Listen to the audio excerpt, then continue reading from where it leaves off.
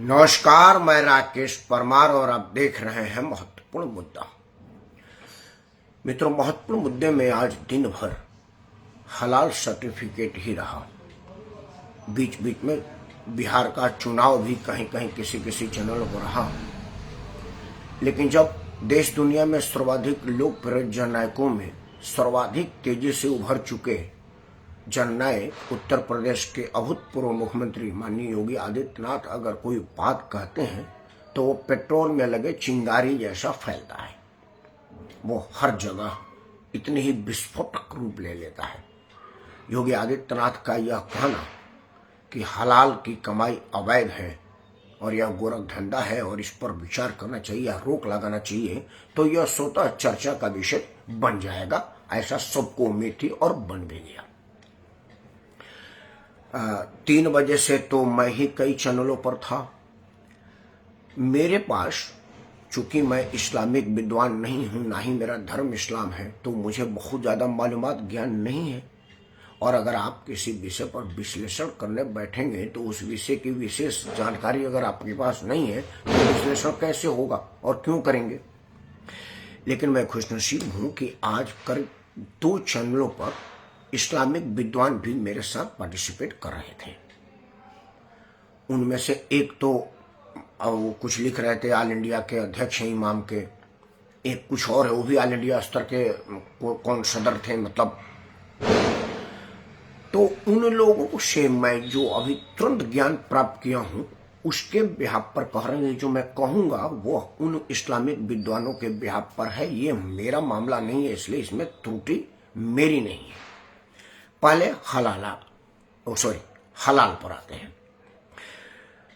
वो इस्लामिक विद्वान बता रहे थे कि हलाल 3 चरणों में होना चाहिए तभी वो हलाल है। पहला, हलाल करने वाला मुसलमान हो। दूसरा, गले की प्राणवायु की नली कटनी चाहिए रेत करके। और तीसरा और सबसे महत्वपूर्ण कि वह खुदा के नाम पर खुदा के लिए होना चाहिए, तभी वो हलाल माना जाएगा और वो गोश्त इस्लाम के मानने वालों के लिए खाने योग्य माना जाएगा। अगर इन तीनों में से कोई भी चीज रह जाती है तो वो हलाल नहीं माना जाएगा और यह मुसलमान को हराम है। यह बात मैं नहीं जानता और मैं इस पर और ज्यादा कहना भी नहीं चाहता। या ऐसा होता होगा और ऐसा ही है, क्योंकि जगह जगह हलाल मीट लिखा जाता है। अब सवाल है कि कोई ऐसा मुसलमान होगा दूर दराज में जिसके सामने ये पूरी प्रक्रिया नहीं हुई है, और वह कैसे किसी से पूछेगा तुम बताओ मुसलमान हो कि नहीं, तुम बताओ कि हलाल के तीनों नसें कटी थी कि नहीं, तुम बताओ कि अल्लाह के नाम पर किए थे कि नहीं, उस वक्त अल्लाह के नाम ध्यान में लिए थे कि नहीं, यह कैसे पता चलेगा। और यह बड़ी दुरूह काम है, क्योंकि ऐसा तो नहीं ना गोश्त खाने वाले सभी लोगों को बुला कर को सारी प्रक्रिया की जाए, ऐसा संभव नहीं है। तब लोगों के ध्यान में आएगा तो फिर लोग इस गोश्त का इस्तेमाल कैसे करेंगे। तो उसके लिए भारत में से पहले विदेश में इस्लामिक कंट्री में एक आया कि भाई कोई एक आदमी इसको सर्टिफिकेट कर दे, प्रमाणित कर दे कि हाँ जी मेरे सामने हुई है। उस इस्लामिक देश में भी सरकार ने किसी तरह की सर्टिफिकेट देना उचित नहीं समझा। निजी लोगों के जिम्मे दिया गया और उन लोगों पर ही भरोसा किया गया कि वो जो सर्टिफिकेशन दे रहे हैं वो सही है।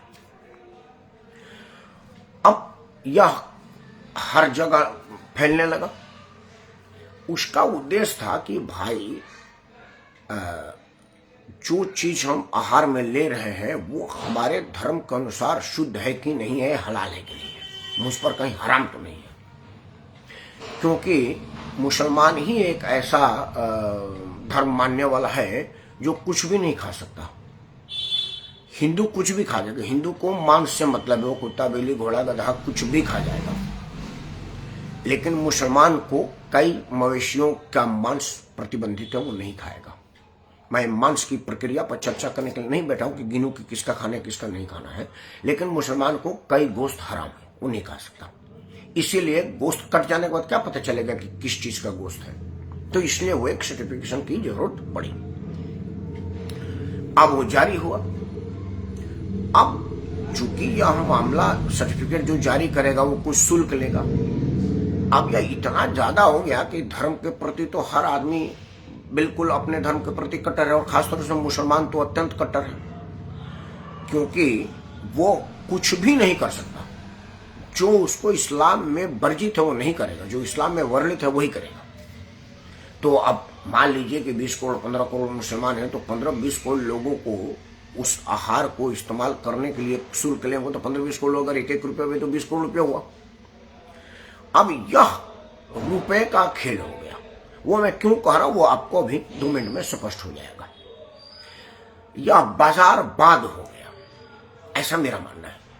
क्योंकि खाने तक तो ठीक है, पीने तक तो ठीक है, लेकिन अब हलाल सर्टिफिकेट सीमेंट पर है, सरिया पर है, लकड़ी का फर्नीचर बन रहा है उस पर है।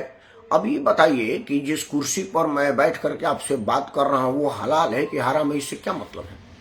इस रस्सी को, लकड़ी को काटने में कौन सी 3 रस्सी काटी गई हैं, और काटने वाला मुसलमान है और वो खुदा के नाम पर काटा है? वो जो सीमेंट फैक्ट्री में बन रही है उसमें हलाल का क्या मतलब है? माचिस की तीली और मान लो बिस्कुट तो मान लिया जो उसमें कोई ऐसा चीज तो प्रतिबंध नहीं, मैं खाने और पीने तक तो मैं समझ सकता हूँ, लेकिन जो कुर्ता पहना हूं मैं, ये शर्ट है, इसमें क्या मतलब है? ये जो मोबाइल जिस स्टैंड पर खड़ा है उस स्टैंड का क्या मतलब है हलाल का? लेकिन जब कमाई आने लगे तो फिर आदमी ये सब चीजें देखते कहां है? फिर यह सर्टिफिकेट का बाजारवाद हो गया, और जहां बाजार जाएगा वहां बहुवाद हावी हो जाएगा। अब स्थिति यह है कि हलाल सर्टिफिकेट लेने में मुसलमान से ज्यादा गैर मुसलमान आ गए हैं, जो सनातन धर्म की अलग जगाते हैं, कट्टर हिंदूवादी अपने आप को बताते हैं, दिन भर पेट हिलाते रहते हैं। लाला रामदेव, उन्होंने भी अपने पतंजलि के लिए हलाल सर्टिफिकेट ले रखा है। ये एक नाम है, और कई लोगों ने ले रखा। कई लोग जो गिरवा बस पहन करके घूमते रहते हैं, उन्होंने उनका जो प्रोडक्ट है उस पर भी हलाल सर्टिफिकेट ले रखा है, क्योंकि उनको गल्फ कंट्री में बेचना है। और दुबई वाला देखेगा हलाल सर्टिफिकेट है तभी वो खाएगा, उनका च्यवनप्राश नहीं तो नहीं खाएगा। अब यह जब बाजारवाद हो गया तब इसमें पैसा आने लगा, और उस पैसे के इस्तेमाल की चिंता होने लगी, क्योंकि बहुत जगह जब कुछ पकड़े गए लोग और कुछ बयानात आई, तब उस पर सरकारों की, खुफिया एजेंसियों की, जांच एजेंसियों की कान खड़े हुए। जैसे एक जमात इस्लामी या कुछ ऐसा संस्था, मैं नाम भूल रहा हूं या शुद्ध से प्रोनाउंस नहीं कर पा रहा हूं, तो मैं इसके लिए क्षमा चाहूंगा।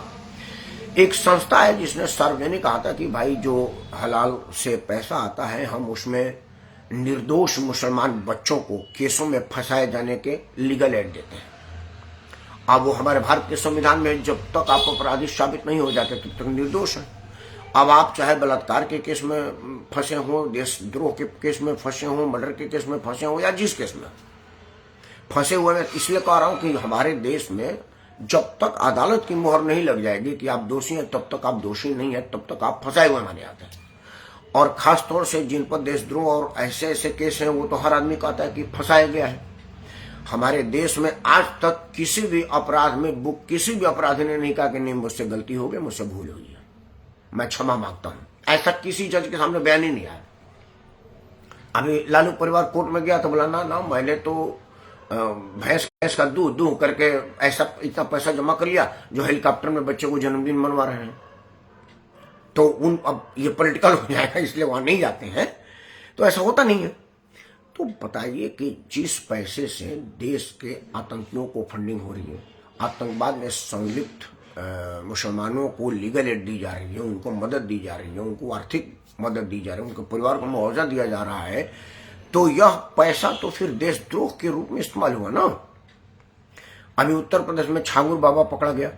छांगुर से जब पूछताछ हुई कि भाई इतनी अकूत संपत्ति तेरे पास आई कहां से, तो उसने बोला कि हलाल सर्टिफिकेट से जो पैसा आता है वो हमारे यहाँ आता है, वही पैसा को हम धर्मांतरण में यूज करते हैं। तो यह भी एक देशद्रोह का मामला है। हालांकि हमारे देश में धर्म परिवर्तन करना, धर्म की प्रचार करना, धर्म की रक्षा करना देशद्रोही कानून नहीं है, लेकिन जबरन धर्म परिवर्तन कानून विरोधी है।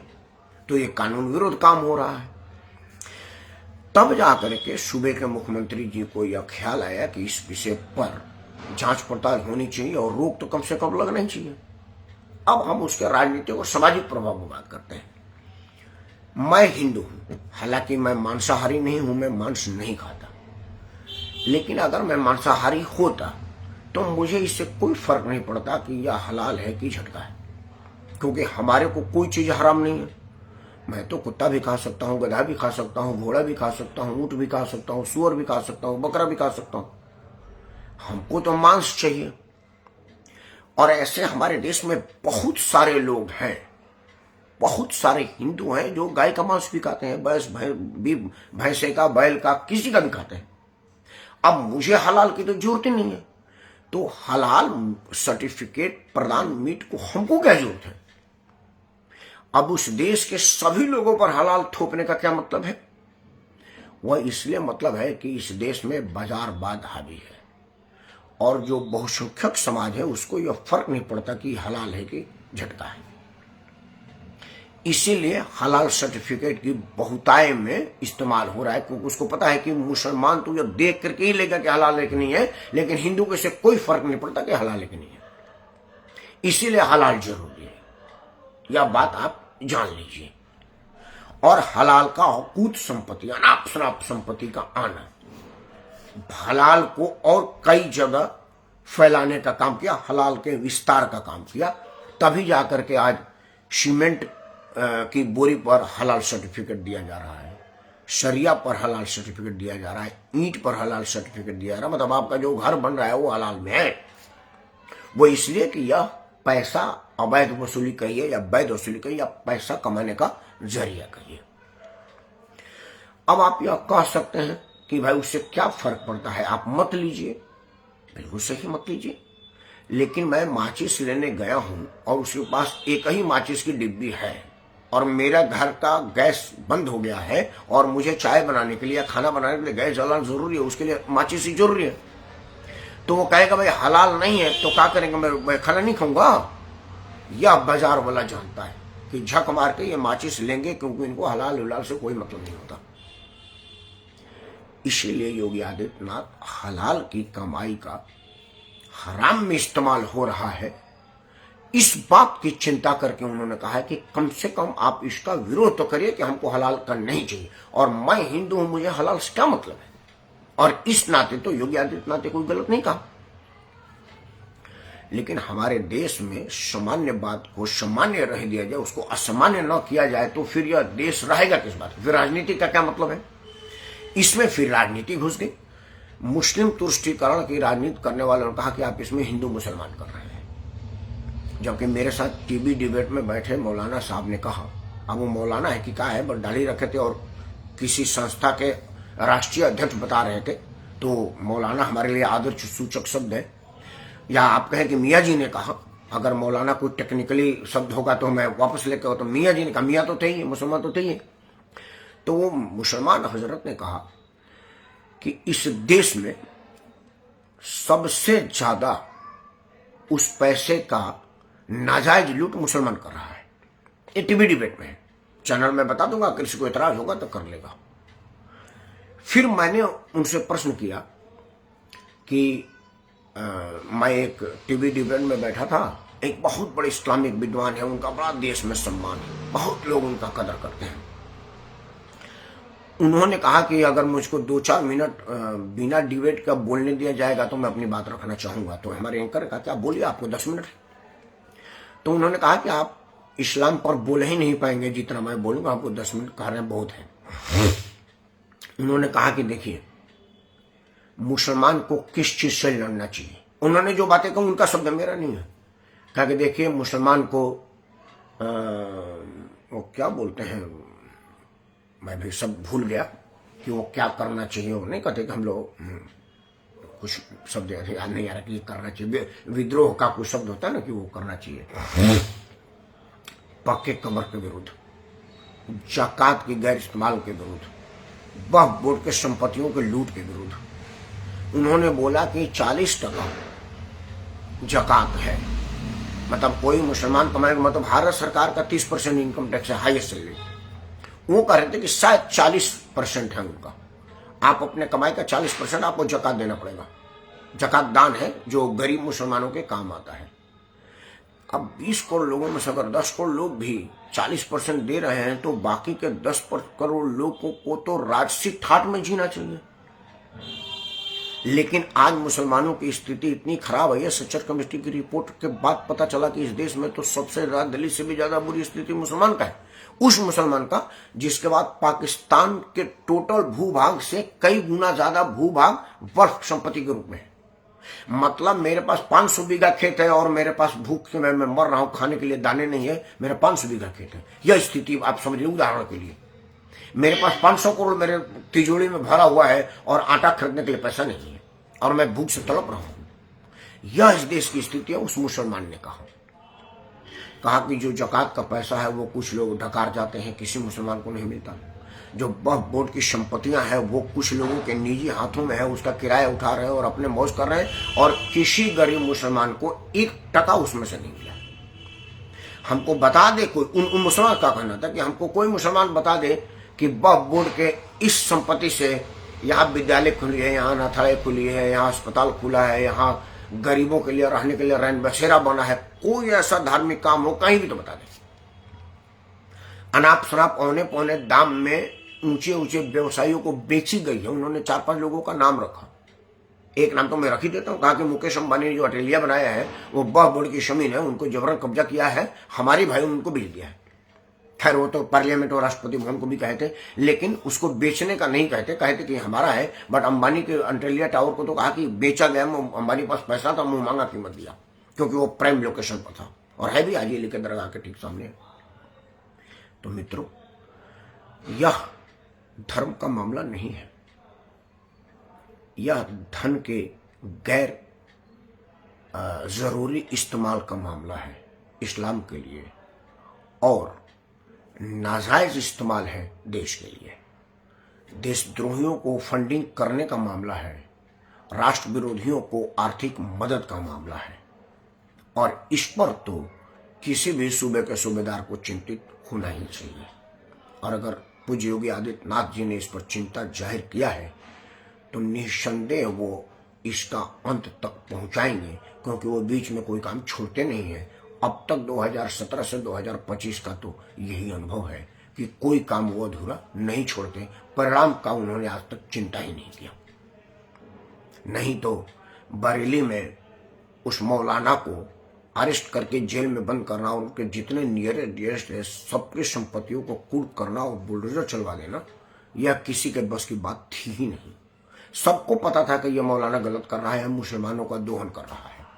सबको पता था कि संपत्ति उसके अपनों के बीच बट रही है। कोई शॉपिंग मॉल बना रहा है, कोई बड़ा बड़ा शादी विवाह का मंडप जैसा कुछ बड़ी बड़ी संपत्ति अर्जित कर रहा है और उसका मुसलमान का धन है। लेकिन योगी जी के दिमाग में बात बैठ गया, और जब उत्तर प्रदेश के इतिहास में 47-48 साल का उत्तर प्रदेश के इतिहास में किसी मुख्यमंत्री ने पूछताछ करने की भी हिम्मत नहीं की, इवन भारतीय जनता पार्टी के कल्याण सिंह जी ने भी नहीं सोचा था। बाकी लोग तो खैर तलवे चाटते थे उसके। वह योगी आदित्यनाथ ने उसको जेल में डाल दिया। और मजे की बात है कि एक भी मुसलमान ने उसका विरोध नहीं किया, क्योंकि सब अंदर से खुश है कि चलो अच्छा हुआ ये जेल में गया, अब हमारा हक हमको मिलेगा, नहीं तो यह मार लेगा। तो अगर योगी जी ने इसको छुआ है तो यह जरूर कारगर साबित होगा।